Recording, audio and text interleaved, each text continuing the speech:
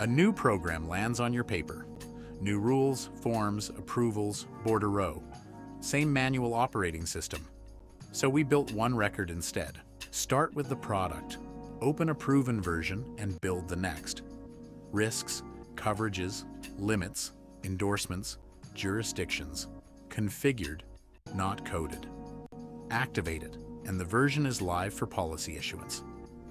No developer queue. Now bring the program onto the paper.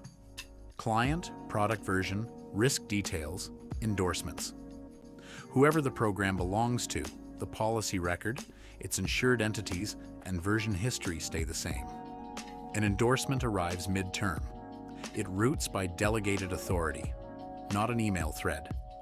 The policy version updates and the document pack rebuilds, flagging every gap before it issues.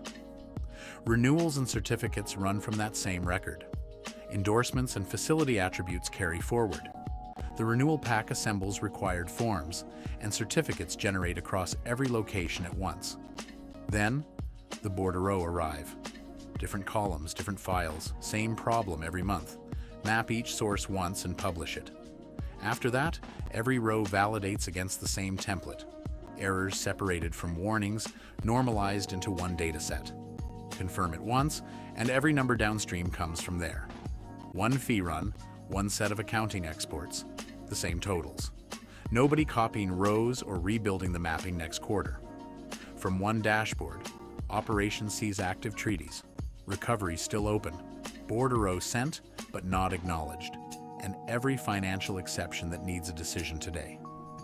One book, not 4 trackers.